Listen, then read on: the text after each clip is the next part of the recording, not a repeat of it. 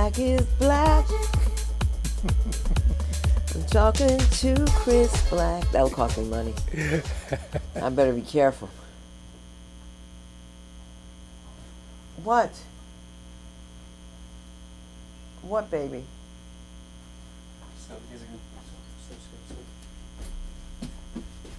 Black, black, black, black, black.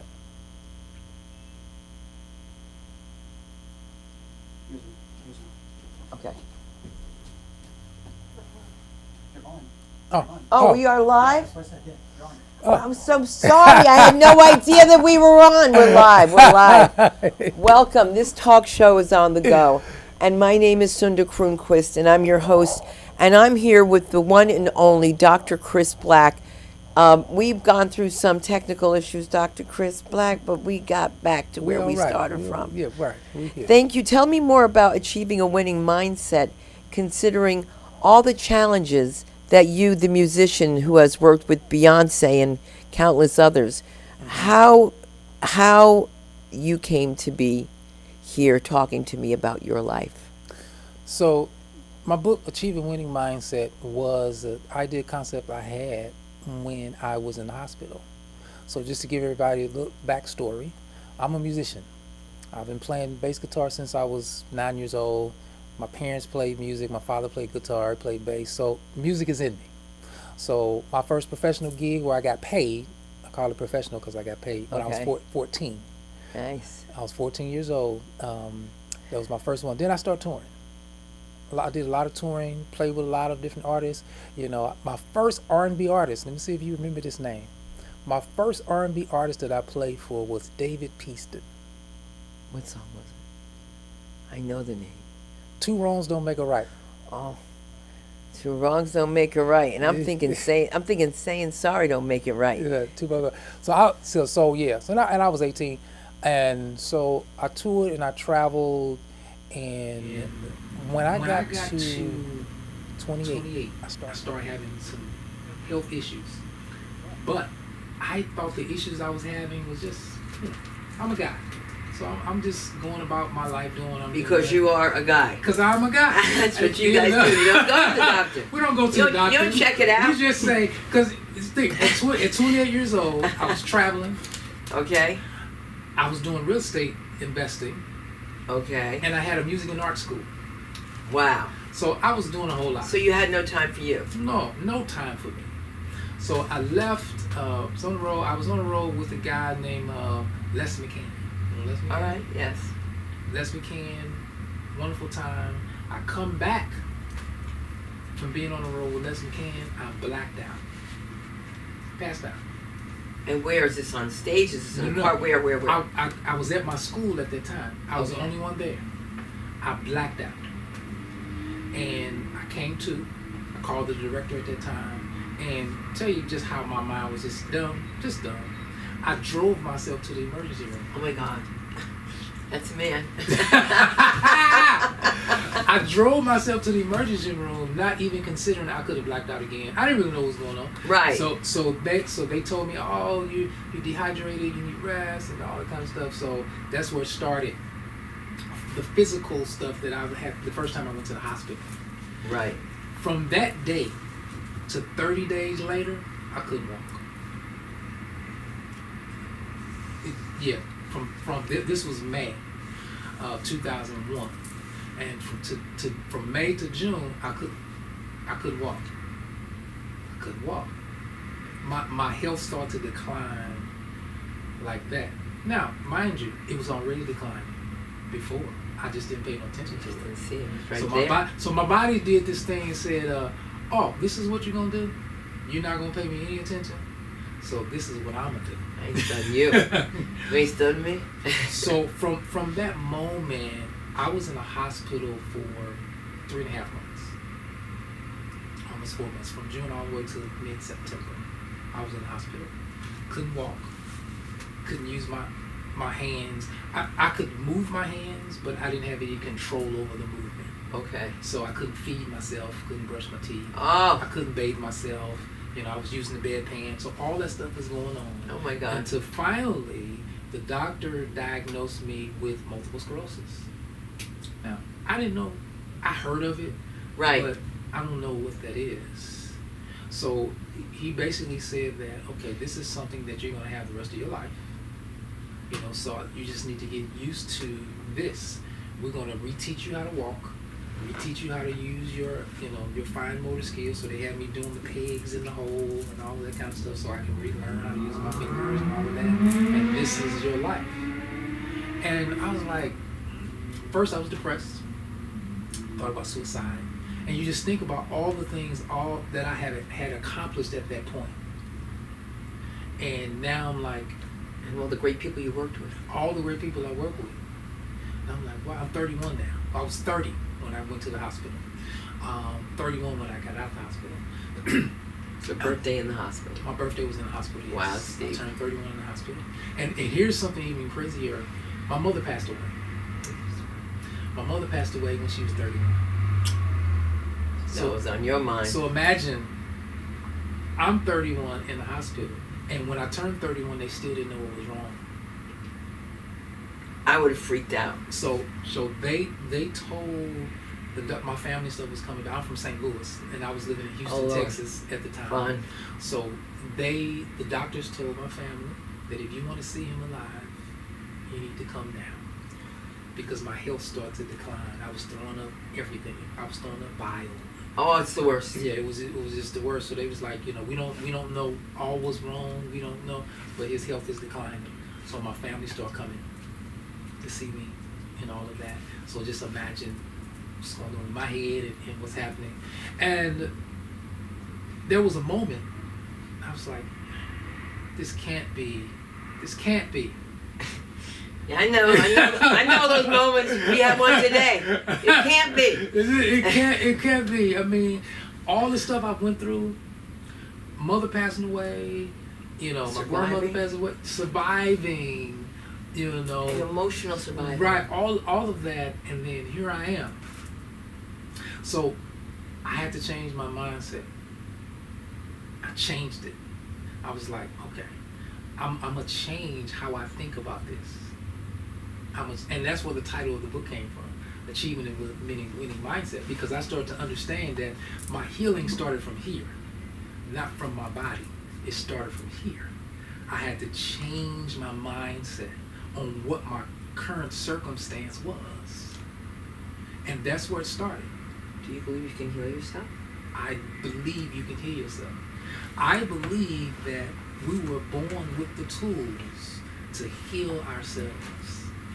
I believe you. I've not only witnessed it from other people, I've done it, and I've helped other people You're do it. here. I'm here. This is an example. This is unbelievable. I have 100% of my mobility, my everything. I had lesions in my brain that was in my cerebellum. The cerebellum affects all movement. Okay. And that's part of the reason. Where were the lesions? Were you born with them? Was it congenital? I'm just curious. Did you fall? No, they said the lesions is a symptom from MS. Oh, really? Yes. Some Okay. people have it in their spine, some people have it in their brain. So that's what that was. I had lesions in my That's brain. information. So today, I don't have any lesions in my brain. No lesions in my brain. So I started on this journey. This is before the book, but I started on this journey, and I started doing things. I didn't know what I was doing. It felt natural to do, which I believe it was divine. That was allowing me to hear and see and feel things that was already natural to us when we were born. And so everybody has it. A lot of people, they block it, they don't see it. They allow life to get such in a way, like a junkyard, where they feel like they're drowning in junk, that they can't see where divine is. They can't see the place of healing. They can't see that space. Because of emotional hoarding. Yeah, right, emotional hoarding. So they can't see it.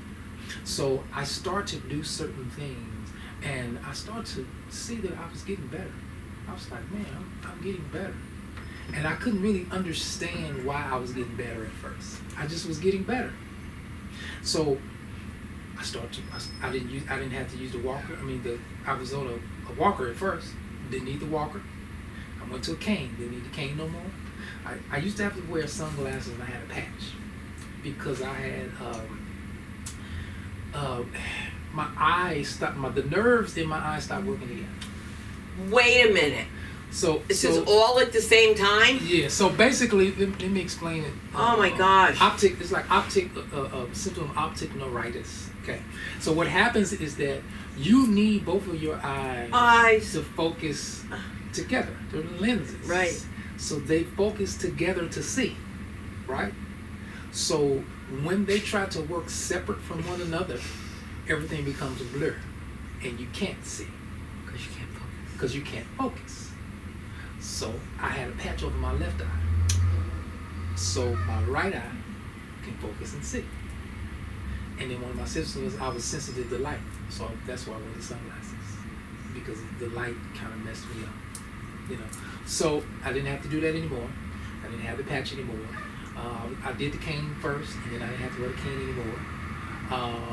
So I was released from the hospital in 2001.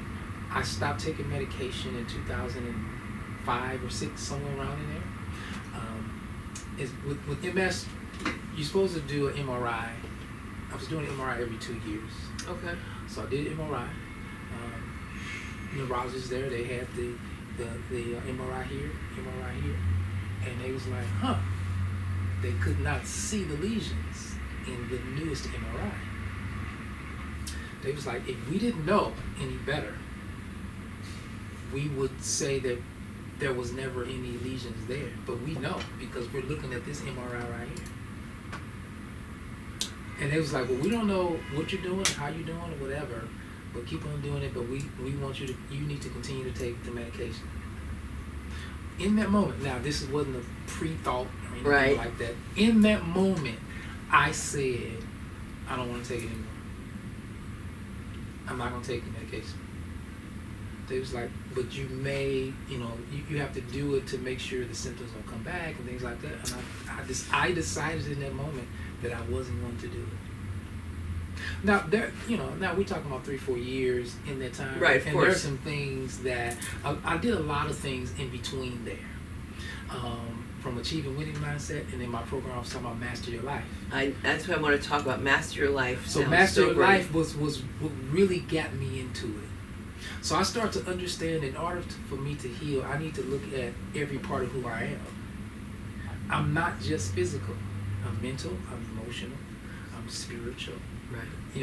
I'm all of those things, So how can I heal one part if I don't look at the other parts of me? You're gonna make me cry. It's like they tell you to have, you grow up and say you have a well-balanced meal, right? Yeah. Why do they say that? Because they were told that. Well, the reason is because having a balanced meal, each piece, meat, protein, vegetable, does something different to your body. For your body. For your body. Yeah, you're right. Right. So why aren't you doing things daily that does different things for your body mentally, emotionally, spiritually? Why aren't you doing that? That's ultimate health. When you're doing that, when you get up in the morning and using gratitude, that's a part of being. It's huge. Being write down things that you're thankful for, you're grateful for, drinking water. Having that spiritual moment. Yeah. Making sure your house is clean. That's a part of spirituality. It is. It is. And so people don't do that. Making sure that you're eating the right food. That's a part of that. Making sure that you're feeding into the mental wellness, your emotional wellness. What are you reading? What are you doing every day that feeds into every part of who you are? What decisions are you making?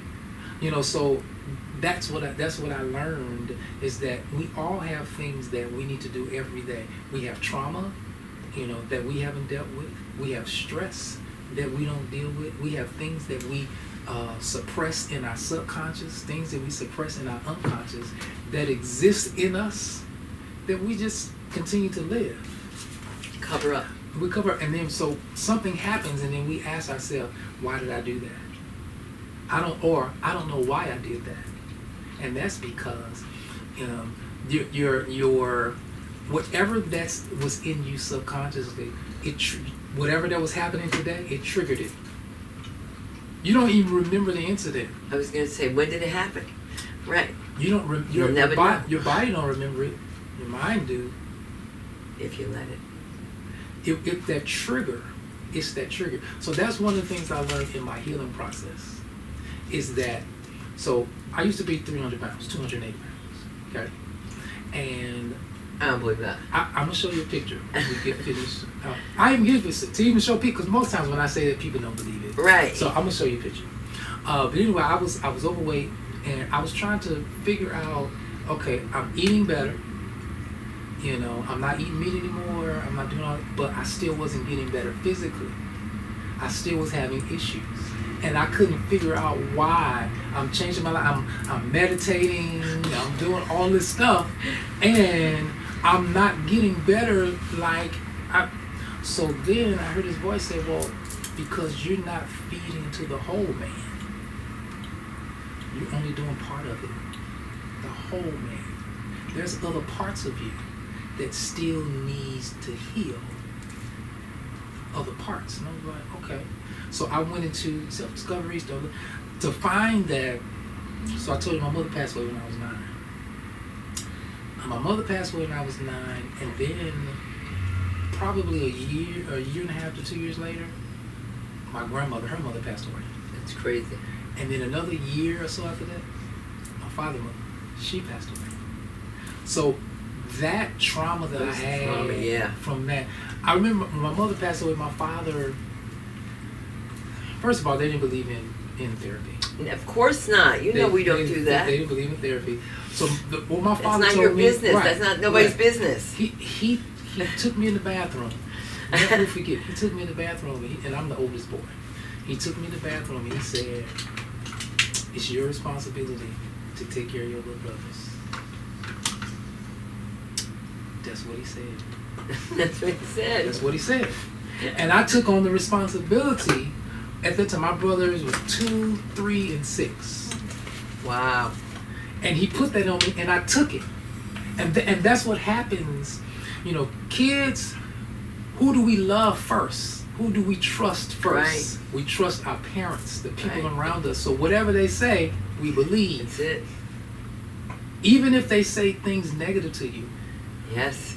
We still believe. And internalize. And that's where that part of that trauma and that stuff come from. And I internalized that. I write about it in my book when I think I was 10 at this time. The house caught on fire. My parents were gone. House caught. Where's the kids? We were playing in the basement.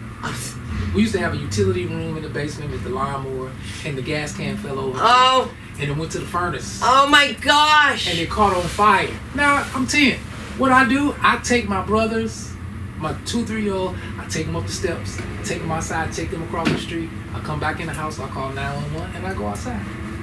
Because I felt like that's what I was supposed to do, because that's the responsibility that my father gave me. And that was those were some of the words that made me take emotions and do this. Suck them up. You don't cry. That's right. You know, you have, this is what you do.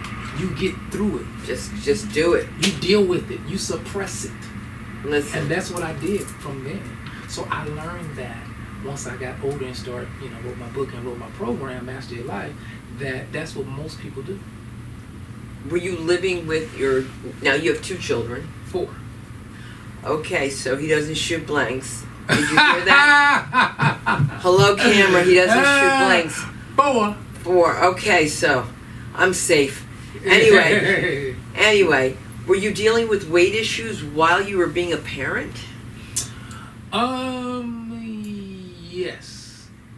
To my older 2. So my son is 25. My daughter's 22. So with them, yes, I was, almost 300 pounds with them. But here's the thing. In high school, I was 180. Same weight I am now while I was in high school. I started to gain weight once I graduated. You know why? Because I'm a musician and I was on the road. Eating for free. I was let me tell you something. Listen. Eating Listen. all the different cities. Me and the drummer was my cousin. What we would do, we would go to wherever city we was in. We would try to find what this city is known for, and we would eat that, and we would just kill it, and we would just eat. I mean, you know, you only got the show at night. Exactly. And what are you doing in the day besides sound check? You eating, and then after the show, what are you doing? You're finding some food to eat. Again. So I gained weight. I can't believe it. And I just kept on. And so gaining weight and also not taking care of myself in other aspects. I won't get enough sleep. And that's a part of your health and You wellness. have to talk about that more because many mistakes are made. I was not getting sleep. My typical day, because I was running my school opened at 6 a.m. and it closed at 6. So I would be there most of the day. I'm a working musician too. Right. So I would gig at night. So I would finish at 12, 1, 2 o'clock in the morning.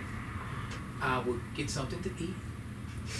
And then I would probably lay down at 3 o'clock, 3:30. I got to be at the school at 5:30 because we open at 6.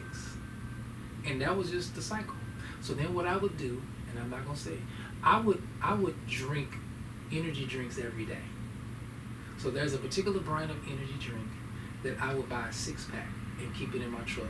And that's what I would drink almost every day to stay up, to keep up with what was happening. It's dangerous because it's poison and that stuff. It was poison. So I learned that I was not doing the right things with my body. So with doing the Achieving Winning Mindset and Master Your Life, I learned that every day I have to master who I am by looking at all the aspects, the 4 bodies. I call them the 4 bodies. 4 bodies. Your mental is a body, spiritual is a body. All those are bodies. That if you look at it as a body, then that body has to be healthy. This body has to be healthy. This one. And we just look at, as long as I eat, then I'm good. And that's not enough. It's not good, but it's miseducation and misinformation. It's misinformation. So in any person I talk to, any class I try to teach, any client, I always speak to the whole man. What are you eating? What do you do when you get up in the morning? What does your day look like? What do you do before you go to bed? Have you talked about past issues? Let's talk about some of your triggers. There's got to be. Listen. Let's talk about it. Let's talk about because what happens is that we have all this unprocessed information that is pent up, unprocessed trauma that we deal with or we don't deal with on a daily basis. We don't deal with it. So that's my message, to people. Deal with the whole man. Healing is possible. Hey, listen, healing has no respect of person. It does not. It's what you do with it. You look like a kid. I don't mean like just break off on this, but like you look like a kid. I'm not a kid. No, but you make them. And how do we share this wealth of information that you have with that generation, with which we are both living? As I have two, a 21 and a 22, and you have the 22 and a 25, right? And 22, 25. I have a 17, and I have a 15. Okay.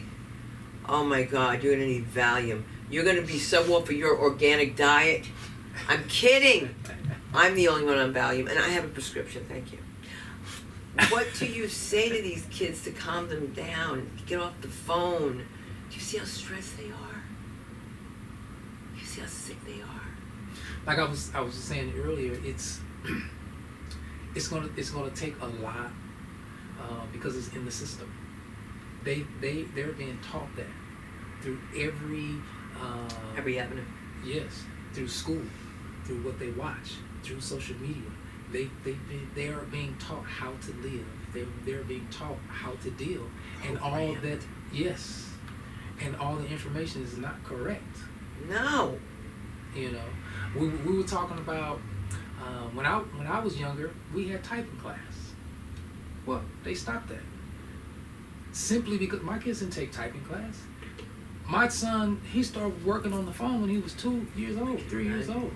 So now, they're giving iPads to kids at school to do their work because they're already familiar with social media already.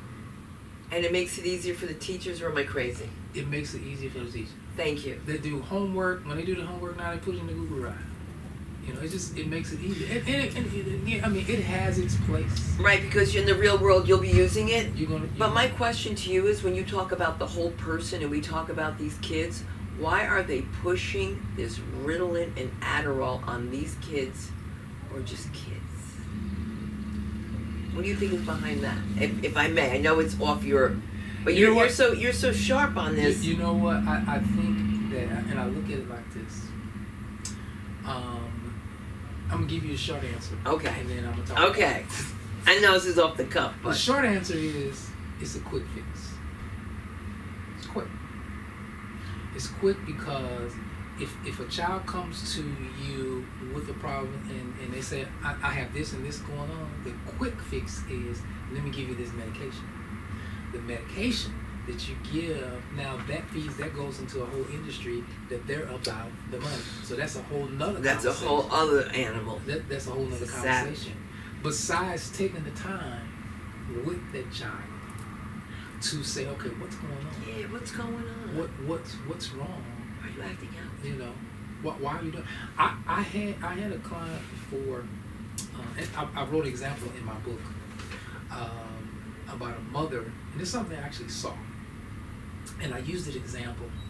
I saw a mother in a store, frustrated, with a child. It was a little girl with a child, and she was being a little. She was singing, trying to get her mother's attention. Right, Yeah. Mother was on the phone. Just grocery store. Frustrated. I don't know why. The daughter said something, and I'm not clear exactly what she said, but she wanted her mother to hear her. Sing, say something, whatever that it was. The frustration from the mother turned around to the daughter. She yelled at the daughter and said, "Stop and stop singing. You can't sing anyway." This girl's probably, I don't know, 8. That's so destructive. 10, maybe, something like that. But imagine that right there and the emotional impact that had on the child as an 8 and 10-year-old. So now, my mother, whom I love, the first person I loved when I came into this world, Right. just really told me I can't sing. So now my self-confidence is shot Down. and I grew up with that.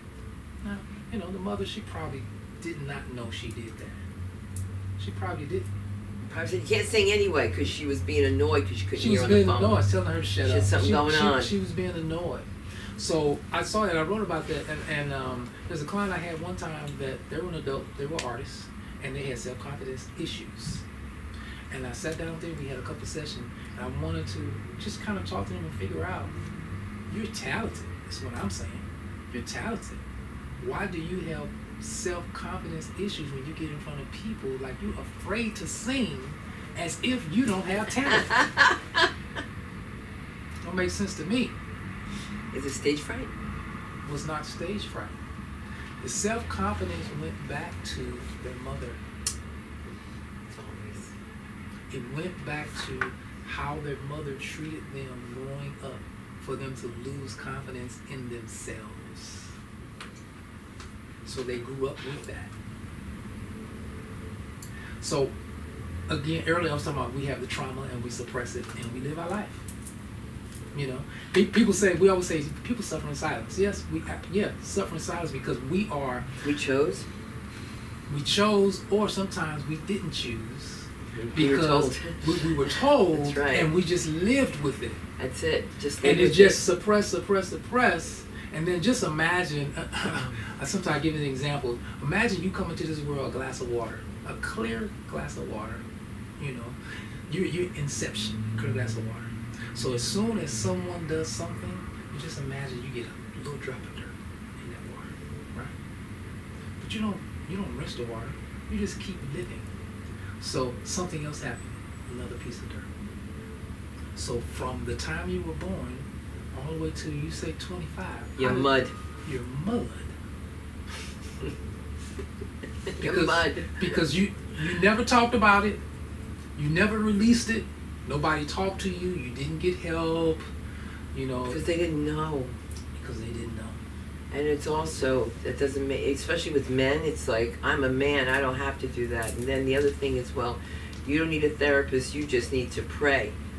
And I believe that there is a divine spirit that gives people like you the ability to be a life coach, to talk to people, to help them, to heal them. The sentimentality that you have, what you have overcome, you have to share somehow with this generation. I don't know, what you're going to do? What's your second book? Tell me your second book. So, Achieving Winning Mindset, the first book, Master Your Life is a set of 3 books that I use for my program. Okay. Each book has a different title within the program. I call it Master Your Life series. Okay. So the first book is called Identify the Source of Chaos in Your Life. And I call it an action plan because you go through it, you read, and you do something. You read, you do something. It's about having action towards a plan to identify the source of chaos. Other book is called Live Life on Purpose. So some purpose is connected to life. It's the bridge to life. That's how I look at it. Purpose is the bridge to life. So a person that feels like they have no more purpose, what happens to them? They don't feel like they want to live because they don't have purpose to live anymore. For what? Like I did when I was in the hospital. You were sick, yeah. I was sick. What is my purpose of living now? Since I can't do this, and the other. What is my purpose to live? So that's what that book is about. And then another one is about strategies and self-discovery and things like that. So those are those books. But then I have multiple programs. Master Your Life has multiple programs that help people from kids, I don't care if you're 10 to 65, that we can either talk one-on-one, we can talk in a group session. And I'm even doing something now to where I have a health and wellness program for companies, for their employees. Because they don't want to go back to work. They can't stay in the office anymore. They don't want to go back to work. It's too much. They're seeing people. There are reasons why. So that communication, they've forgotten with Zoom. Yeah. So now what I'm doing is I created this platform for employees. 2 things. One, you'll be able to get resources and things like that. The other thing is being able to talk to people that has experienced what you have experienced. Right. An empathetic relationship. Right. So I am hiring people that have experience that they want to share with other people that they can help. Like I have one person who's going to help working mothers because she was a working mother and she was successful at it.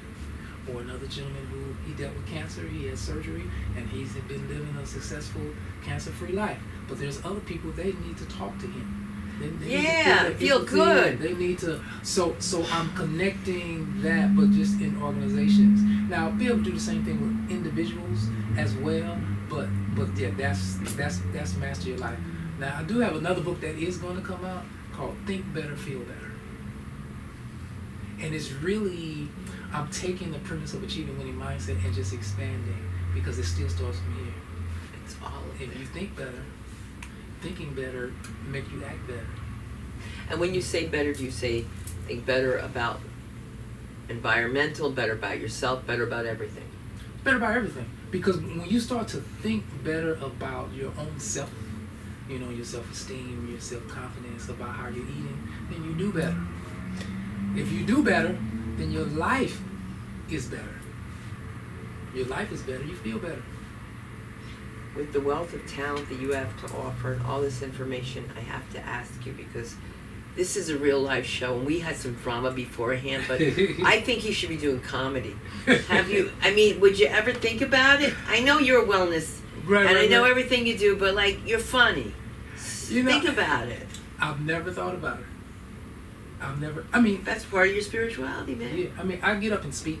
I always I add this and that and the other in the speaking, but I never thought about that being. How about when we were not on the mic? Okay, let's talk about that. Okay, that's funny. That's funny. And I'm so sorry that we're limited with time, but I want everyone to know where they can find the book, what your social media handles are, and in closing, if you could just save one person today with thinking and changing their mind, what could you tell them how to begin?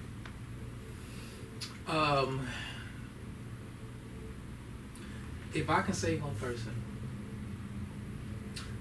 what comes to mind, there's multiple things, but what comes to mind is that when we have an issue with ourselves, we look out.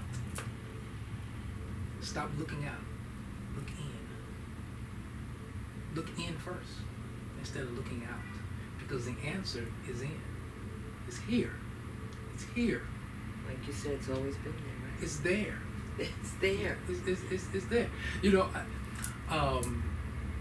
When I was in the hospital, I'm gonna say that because I know I have to go, but when I was in the hospital and I couldn't walk, right, a voice came to me.